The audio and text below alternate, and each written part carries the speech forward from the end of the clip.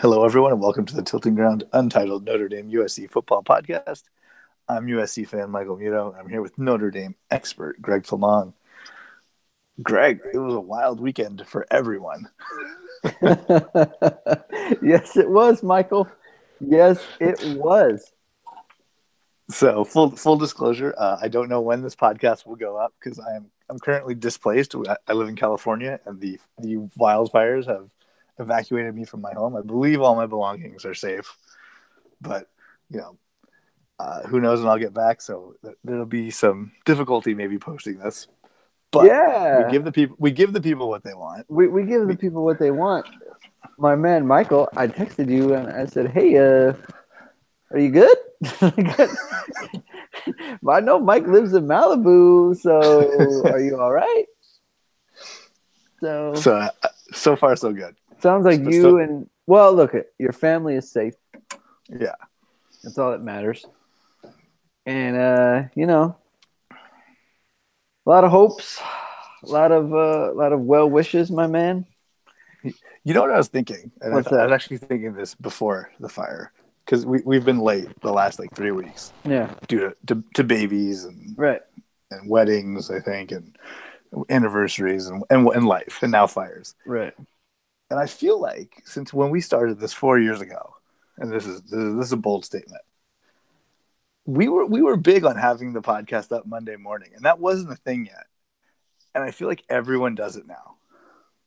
I feel like every big site has their Monday morning podcast up. Yeah, it's almost better to have it on Tuesday. Yeah, but I feel like we started that trend. It's maybe we did. I don't know. I think it's better to go up on Tuesday because you're competing with all the big ones. I think there's 2 USC ones that come out on Monday, and then there's 3 Notre Dame ones that come out from the main sites. So, and the Notre Dame has East Coast time to work with. Exactly. Oh, I will say our friends at Reign of Troy always had their car cast up after the games. Yeah, that was their thing. Yeah, so that's even sooner. Yeah, they're prime. They're ready to go right after. Yeah, that's good. All right. Well, where do we want to start, Greg? Do you want to start with jubilation or sadness? You tell me, man. I'm kind of fired up about this Notre Dame situation. Yeah, let's go Notre Dame because I'm fired up in just more of the same. I'm kind of salty, Michael. Oh, it's true. So quarterback controversy? No. No. So here's the thing. So I guess we recorded last week. I think it was Monday again, right? It was. Okay. So then I don't know what day was it that the news broke. I want to say it was Thursday. Actually, I got a text from. I wasn't paying that close attention. Yeah. So it wasn't a text. It was a Slack message from Frank, the guy, the owner of UHND where I write. He sent me a Slack message that said, "Book is out," and it was like, "What? He's hurt? What's wrong? Out of what? Yeah, what do you mean he's out for Florida State?" And so you're going through the whole thing, and you look online, and it's he's not gonna play, and and your first thought is oh man, now is the game in question now? It was supposed to be, Florida State's not very good. The game's in question. And then I just kind of thought, well, Brandon's going to be fine, right? Brandon's fine. He beat Michigan. Yeah. And so, but then Notre Dame fans they're so annoying. Okay. They're just so, well, but it's not everyone, obviously, but just the core of them is just we got to back the quarterback, and now it's going to be, we can't run the plays that we used to run, and we can't do the RPOs, and the RPOs have been so good. We don't have the short passing game, and it's even the Irish Illustrated podcast, which I love those guys.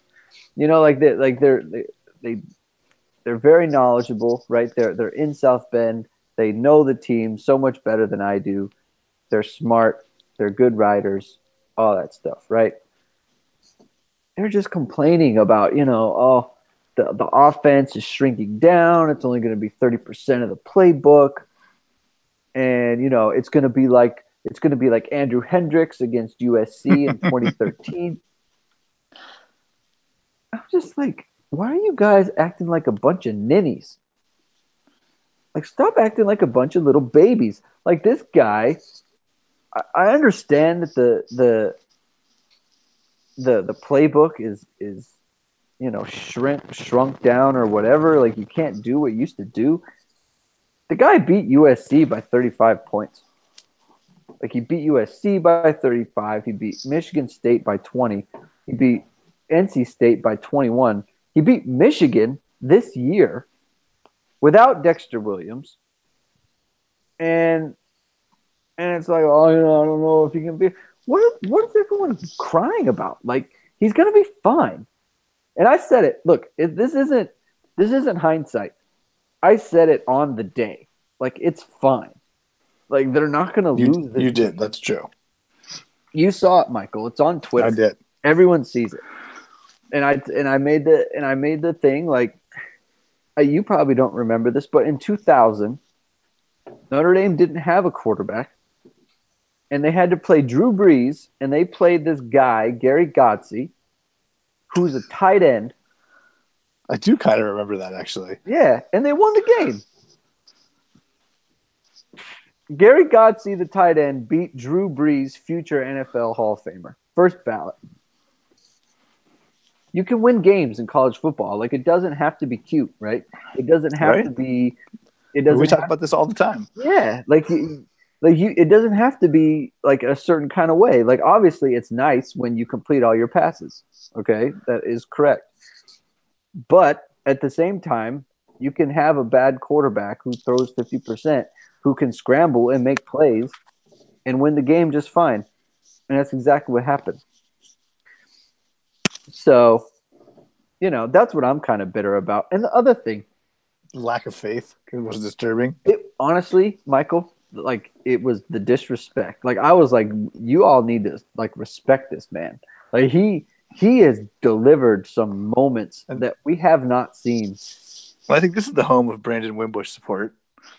We can safely say that. Through this podcast? This podcast. I mean, look at, I'm going to, like, the guy, like, he gave us a vintage Brandon Wimbush performance. There was scrambling, there were good throws, there were missing wide open tight ends in the middle of the field for touchdowns. There was just some terrible interceptions. Starting hot, ending cold. Some terrible interceptions, Michael. Just like, oh no, Brandon, no. And and this is the thing, Michael. You might have seen this on Twitter as well. My analogy of the whole situation was the Brandon Wimbush final game at home in Notre Dame Stadium to end it. Because look, he has a year of eligibility left. It will not be at Notre Dame. No, okay? He's going to go somewhere else to play football. This is his last start at Notre Dame Stadium. And I said it was like having breakup sex with your ex-girlfriend. Okay, when it's like you break up, you're not right for each other, but you have one little last soiree with each other as a reminder of the good times before you part amicably. And the way it went, it was like, it was great, right? He was scrambling around. He was throwing his little sidearm throw.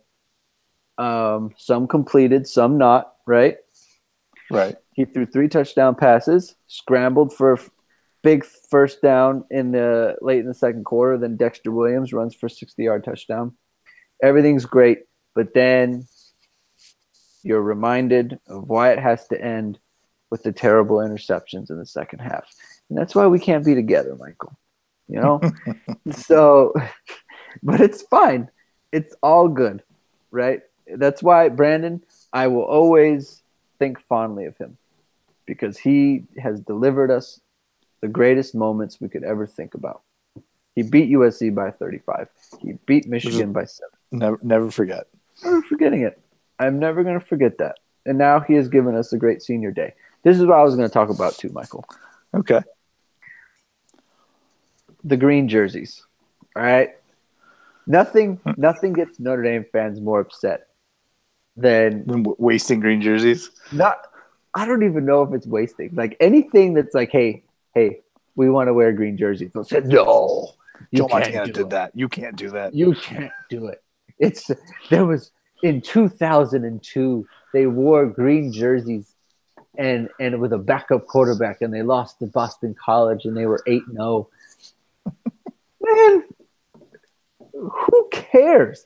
Brandon Wimbush was 5 years old when that game happened. Like, he does not care about what some 2002 team did. He doesn't know about it. He does not know. These players don't give a hoot about what happened in 2006. They just don't. 2002, 2005, when they wore the green jerseys. They don't care. They don't. It doesn't matter. They want to wear them. And that was the thing. And people get so mad. It's like, look, that's what the seniors want to do. I mean, and then they lump it in with the thing with the backup quarterback. It's like, oh, we have a backup quarterback and green jerseys. It's all that never works. It's like, well, they probably decided to wear the green jerseys like 3 months ago. Like, what are they not going to do it? Yeah. It's like, hey guys, sorry, but we were going to wear them, but now we can't because Brandon is the quarterback. Notre Dame fans, man, sometimes they're just a bunch of babies. Sometimes I agree with you. You had speaking of your Twitter, you had another good tweet today about Notre Dame playing top flight defenses with their backup quarterback and winning. Yeah. Which I didn't realize. Yeah. Well, Michigan's the number one team in S&P, right? Right. Brandon won the game. And then you have Florida State, who was giving up like 110 yards rushing a game. And Notre Dame ran for 365. Which seems good.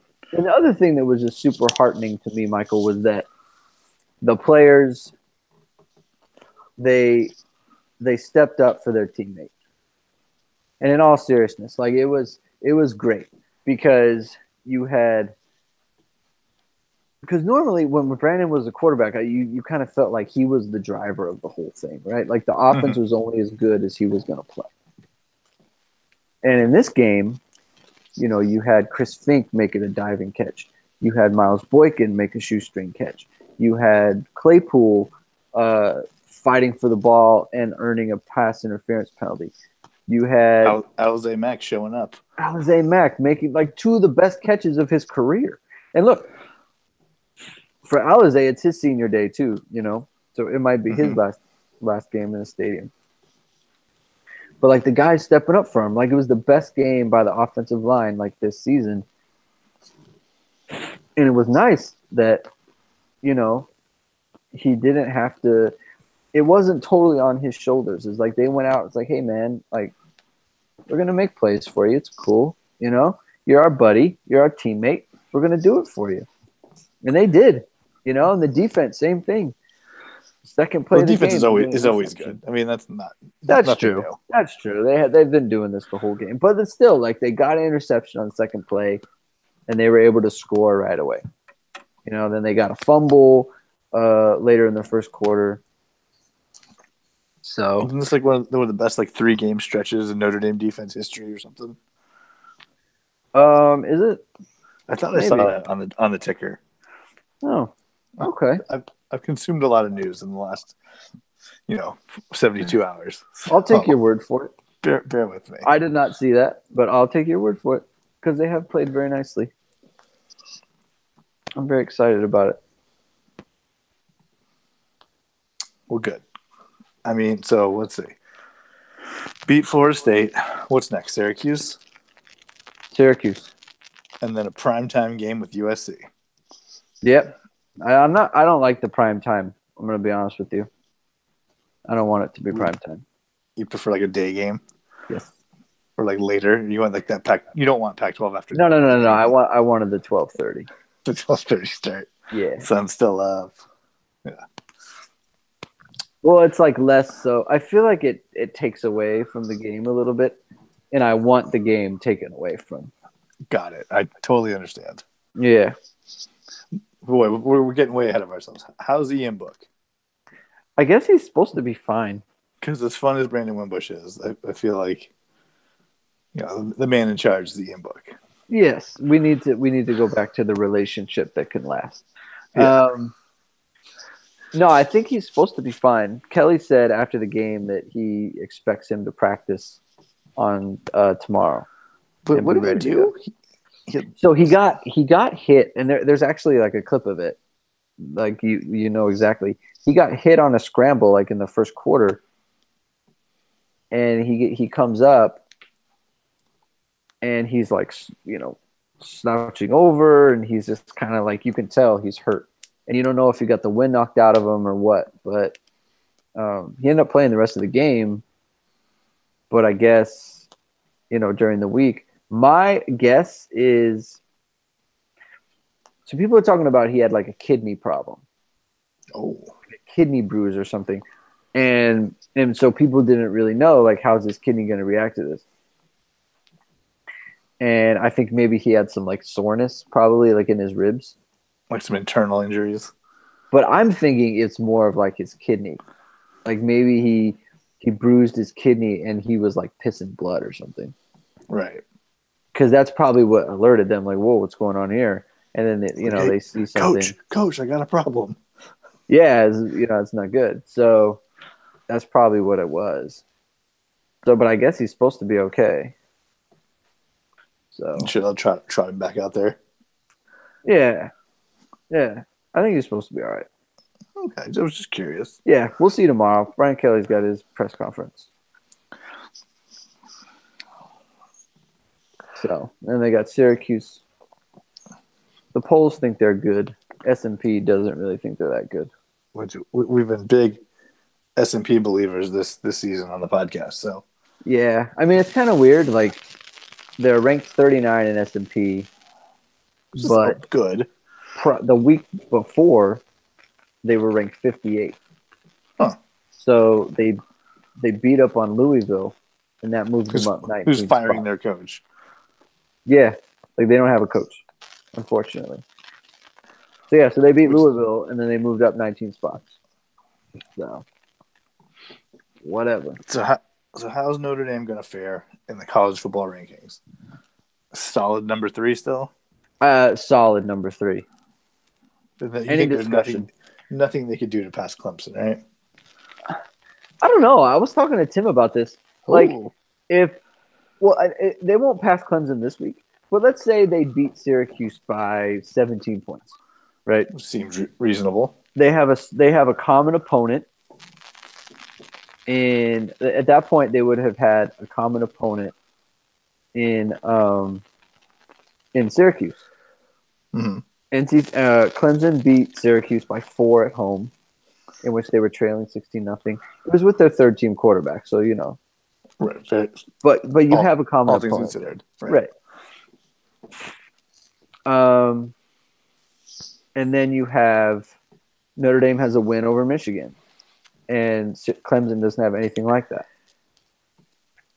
Let me see who else Clemson has beat. I want to know if they've played Pitt already. Clemson has not played Pitt, and they will not play Pitt. So there's that. Yeah. So I mean, they beat up on NC State. NC State is kind of poo-poo now. So, I mean, they don't really have a good win. The best win they have is against Texas A&M by 2.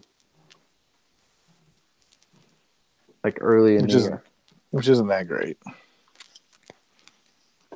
I mean, dude, these freaking out-of-conference games are just embarrassing. That's how they do it in the South, man. They opened with Furman. They opened with Furman. Then they played Texas A&M. Then they played Georgia Southern. I mean, come on. Brutal schedule. That hurts my feelings. play that garbage. I can say with pride that there's only 3 teams in all of college football. So they will have the same record. Oh, They have a common opponent, and Notre Dame will by far have the better win of the two of them. By far. So, but Notre Dame doesn't play in the South. You could make a case like they should be ranked ahead of them. I'm just saying. Right? That is a fair case. Yeah. So, we'll see, Michael. Well, I'm just trying to feel it out as the season progresses. Now, do you know the line? I am without all my resources here. I forgot to look. It opened at 9.5, and I guess you were right. You were right last week. Given those points, I was right. By the way, yeah, I don't want those points. Yeah, get them out of here. Don't need it. Don't want it. Yeah, it opened at 9.5, and I guess it dropped to 9. Oh, some money coming in on Syracuse. So, what's your expert opinion? I think Notre Dame. I think Notre Dame beats them by 17 points. Just like you said. All right. Like I said. So, all right. Do we have any other fun Notre Dame news and notes? Nah, man. Let's get to USC. Let's get to the dumpster fire. So yeah, I'm watching USC football on Saturday. Trying to actually let's leave it fast forward. Let's rewind. Let's rewind to earlier in the week. Okay. I was talking to a USC booster, and it's someone from work, so it's like a common thing to talk about. And I was like, hey, what do you think? Big win, Oregon State. What do you think? He's like, oh, they got rid of T. Martin. That's great. I think things will be, Oregon State's not that good, but I think they got it going now. And I just gave a little, subtle, like, I got a hunch things might be back to normal, or not normal, or what we're used to when Cal comes to town. He's like, no. T. Martin's gone. They're righting the ship. And I was like, okay, just be ready. Just be ready.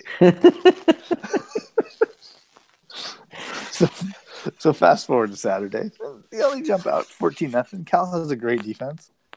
That's fine. Justin Wilcox, former USC Trojan defensive coordinator. Man, they played that up on the broadcast too. Well, I think he hates Clay Helton. I think there is no love lost. Well, they were talking about burying the hatchet. That's for sure.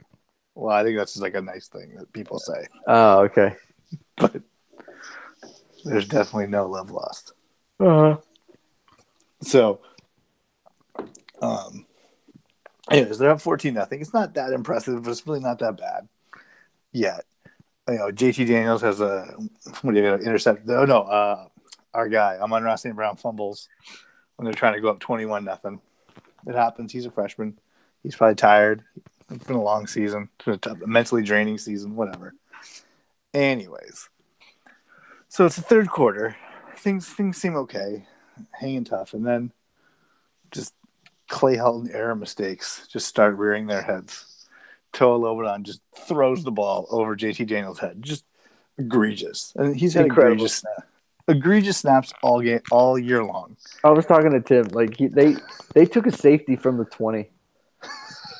They snapped the ball at the 20-yard line, and it resulted in a safety. it was whatever. Hey, it happens. So then Cal gets the ball back. They score a quick touchdown. Great. Now it's 9-14.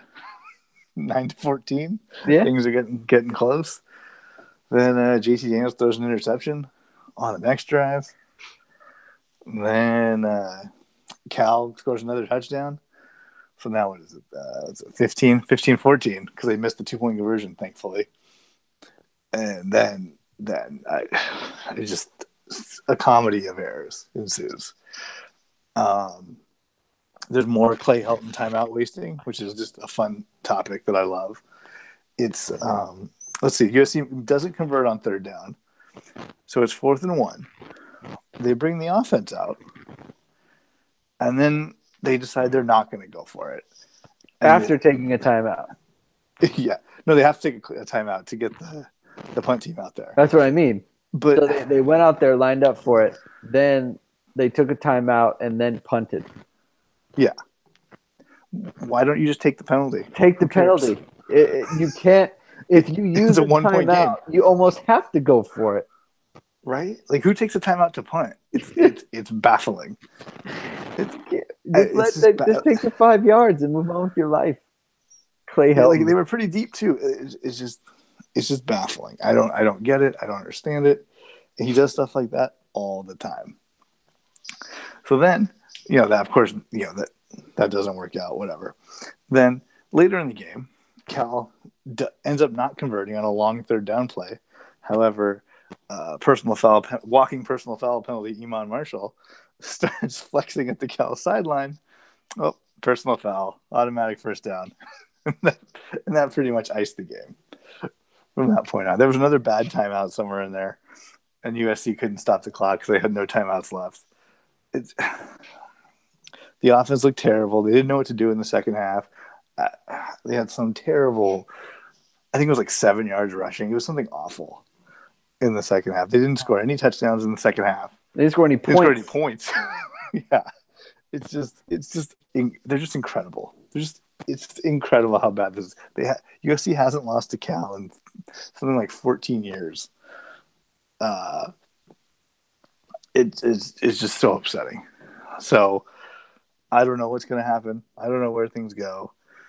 At a loss. USC may not make it to a bowl. Okay, let's be real. So they have UCLA, crosstown rival. So anything can happen in that game because who knows what UCLA team is going to show up. Mm-hmm. And USC can't score anyways, so it doesn't matter. And then they have number 3 Notre Dame, maybe number 2, if Greg's logic works out, coming to the Coliseum. Like, this team may not make a bowl game, and that was a joke we made earlier in the season. I don't know if I really wasn't joking, but that's just embarrassing. And there's nothing on the horizon. There's no silver linings here. It's terrible. It's just terrible. So, Michael, now it's time for my bit of full disclosure. Okay. I caught food poisoning on Saturday. So during the Notre Dame game, I was like making trips to the restroom to throw up. This is how much I'm dedicated to this team, by the way. So I was watching the USC game, and then I was trying to watch the whole thing, and then I got to like late third quarter, and there was some stuff that I missed, right? Because I was like, I gotta go to bed. I went to bed. It was 15-14.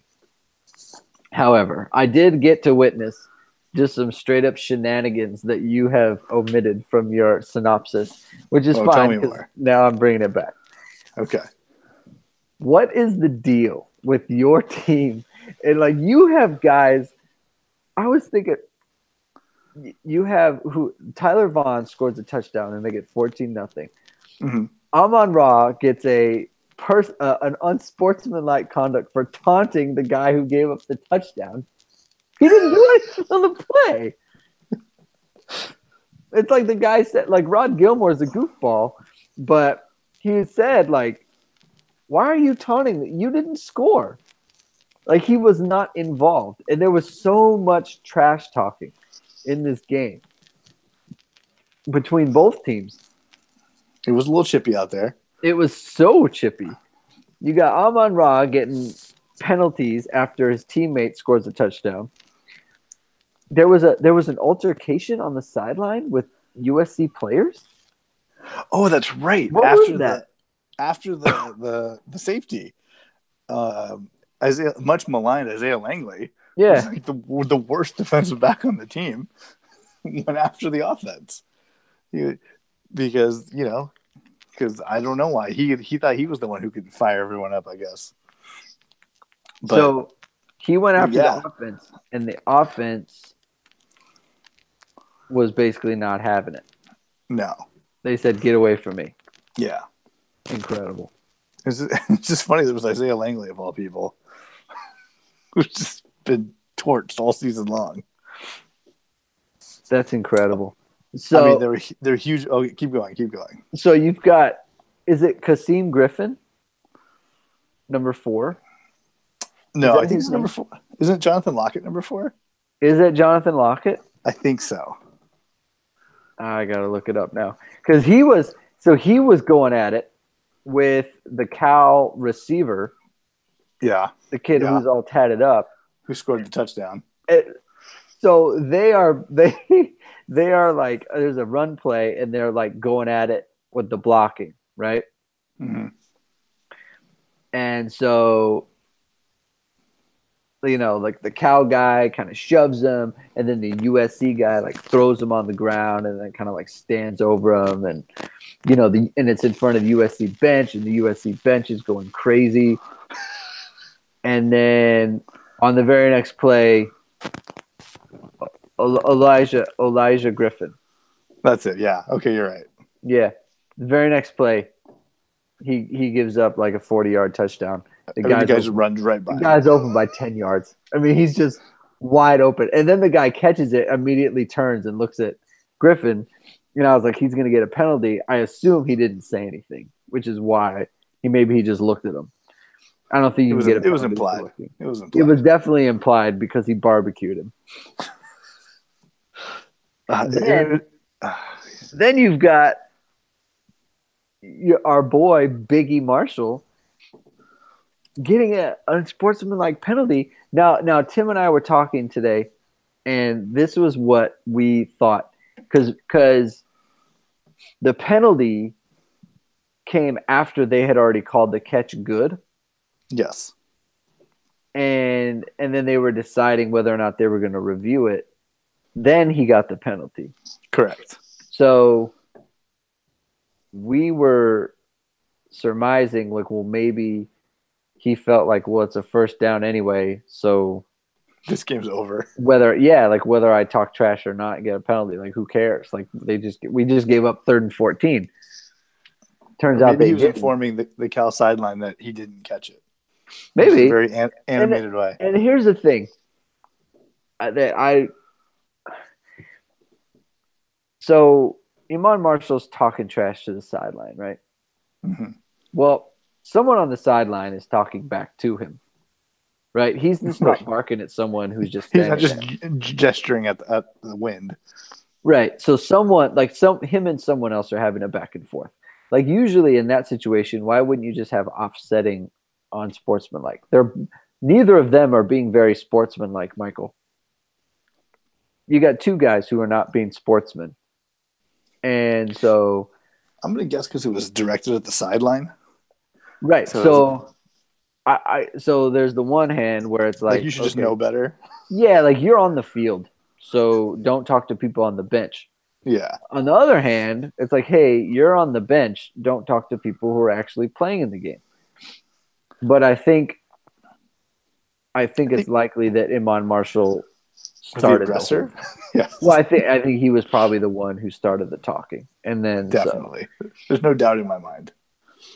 So you also forgot two sacks on blown stunt calls right up the middle on preseason All-American Toa Lobanon. Oh, it's just none of it is good. So let me ask you this. Okay. Maybe I have a couple of questions. Do you think that Clay Helton knows what the problem is? And second, do you think that he will be the one to fix it? No and no. Incredible. He has no idea what's going on. He doesn't have. There's a certain something you need to be a college football head coach, and I'm not sure what the word is. Maybe self-belief. You have to think that you're always right. Uh-huh. To be a good coach. You have to be able to make tough decisions. You have to believe in yourself. You have to make hard calls, right or wrong. You gotta be consistent. And he is none of those things. He always makes bad calls. He never knows what to do. Like, think of the fourth down, right? Like, you trot your offense out on the field. It's like, okay. Oh, timeout. We gotta punt. This offense thing isn't smart. And I think that you lost the game right there. I mean, what does that tell your players? What does that tell your guys? What? It's like, hey, I don't know what I'm doing. Right. So you guys are all alone, and that's probably why guys taunt. That's probably why guys, are fraying at the edges, because it's just a lot. It's like they're just out there trying to do the best they can, and they know that they're not getting any help from above. It's every man for themselves. It's just trying, individual players doing individual things. There's no grand scheme. There's no overall arching plan. It's just, hey, let's play football and see what happens. Well, we talked about it, Michael. Like, he talks about holding guys accountable. You have multiple people. You have multiple people getting unsportsmanlike penalties. I mean, if your center snaps the ball over your quarterback's head multiple times in the season, look, man, you're not the center anymore. I'm sorry. Well, yeah, like that's a physical error, but yeah, maybe. I mean, I don't know. I think it's a mental error. Maybe you got to move them. I have no idea, right? Like, I've never played center. Thankfully. Is it like when a guy can't throw to first base from second base? Maybe. He's got the yips. He just can't do it. Maybe.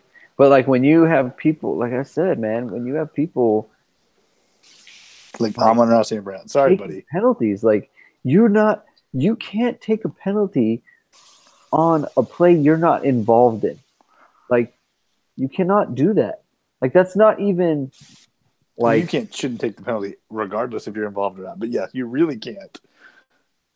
Like, that's next level penalty getting. Yeah, like I thought there was a chance that Dexter Williams could get a penalty because on his long touchdown, he high-fived fans. Like, he kept running and then he hit the wall and he was high-fiving fans.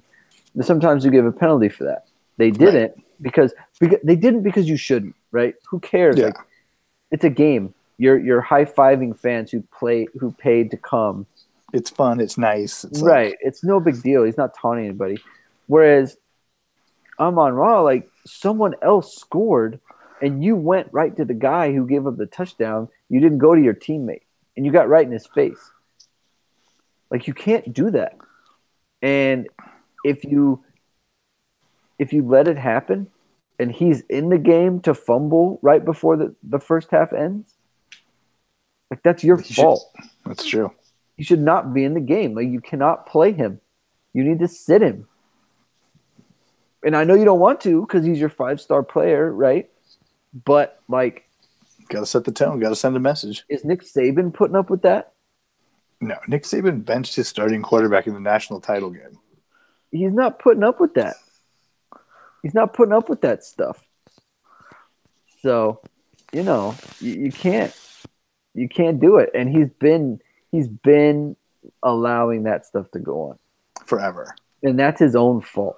Like, that's on you. I'm sorry, but this is your program. I mean, they're the most penalized team in college football, like in big time college football. Well, I'll tell you this much, Michael. They're about to get no penalties against Notre Dame.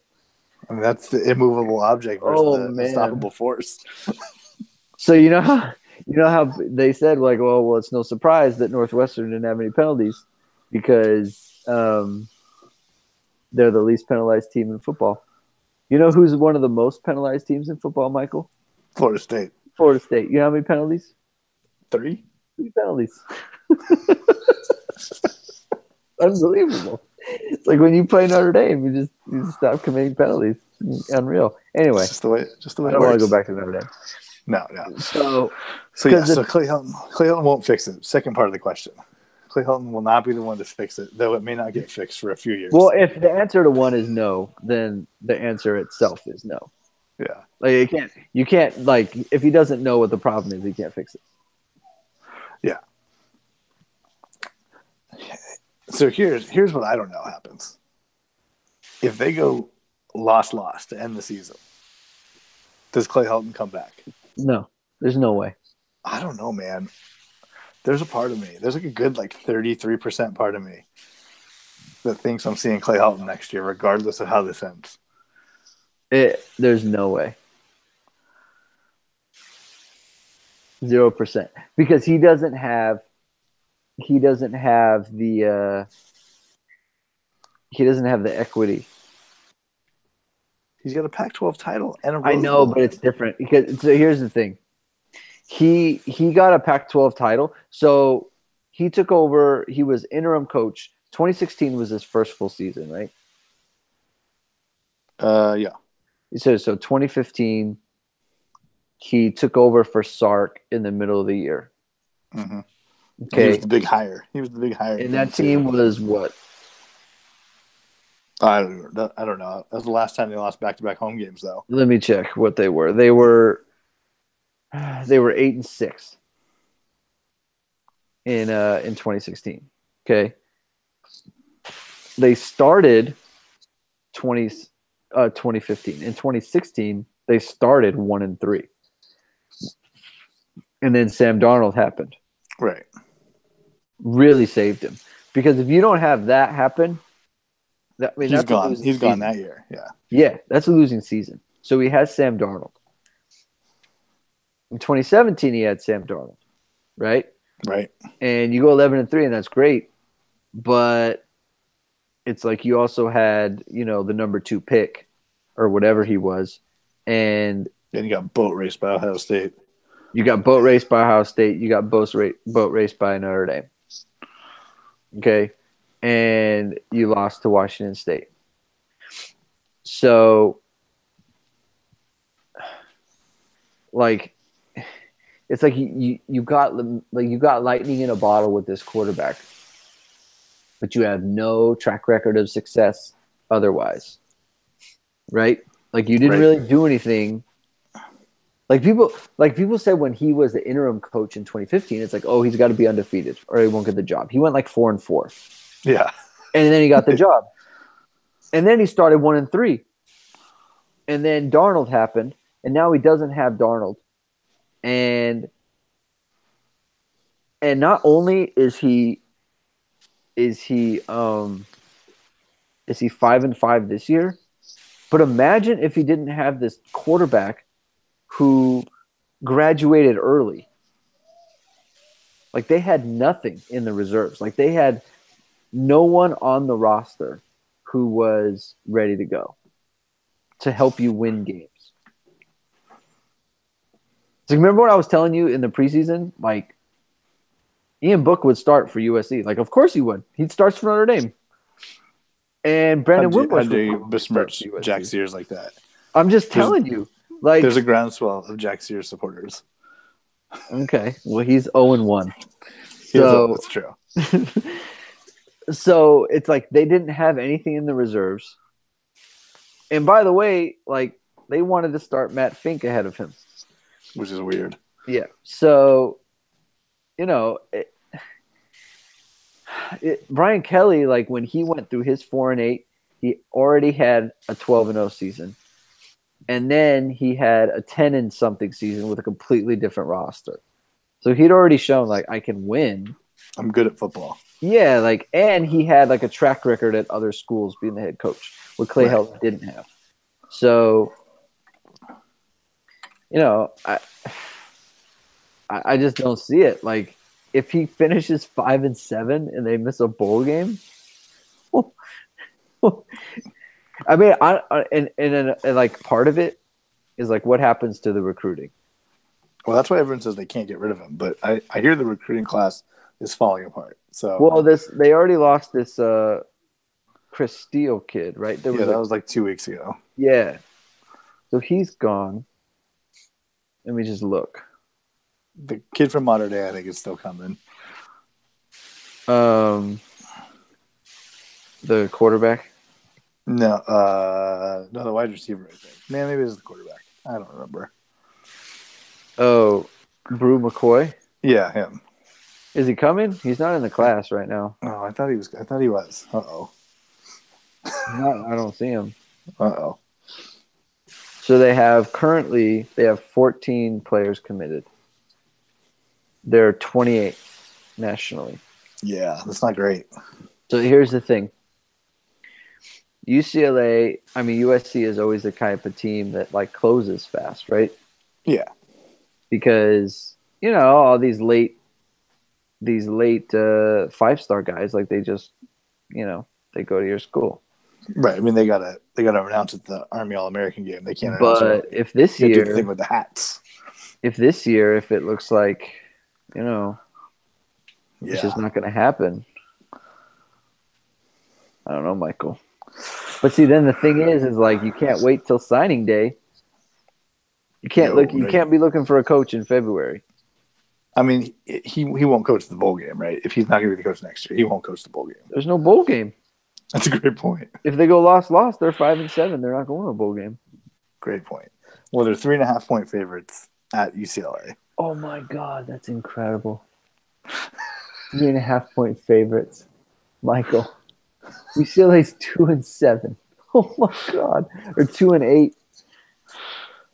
I can't even believe that they're 3.5-point favorites against a 2-8 team. That's the world we live in. Jeez. So who you got? I got the Trojans. I had them last week. I haven't got them this week. What's going on with Pittman? I don't know. I have no updates on him. I know it's his shoulder. He didn't play last week. Don't think he is their best player, probably. I should put Junior on here. So yeah, I don't know. Michael Pittman Jr. What his deal is. Like when he goes pro. Well, you figure, I mean, if they lose, I mean, you kind of unlikely to play.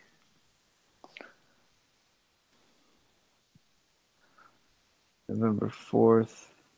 Let's see. This is from last week. Because you figure if they lose to UCLA, it's like, I don't know, man. Do you want to play? I know. It's scary. It's scary times at USC, man. Michael. I think that's where we leave it. Okay. Just with a whisper, just a hush. Yes. The end is near. Okay. I mean, when we come back next week, it'll be rivalry week. I think this could be the most lopsided rivalry week in a while. I don't know, Michael. I'm still afraid of your wide receivers. You think JT Daniels has a couple heaves in him? I'm just saying, man. That's for next week. That's for next week. Let's not. All right. Let's not even spoil. Let's not spoil Syracuse. Let's not spoil UCLA. Okay. Just, one team can go to the moon, and one team can just plummet to the depths of the ocean. That's true. That's next week. Okay. All right. Well, it's been a pleasure. Follow Greg on Twitter. He's Greg2126. He's got lots of great takes, like that hot ex-girlfriend take about Brandon Wimbush. We're tilting on Twitter. Thank you for following us, and we will have a new podcast up next week. Fight on. Go Irish.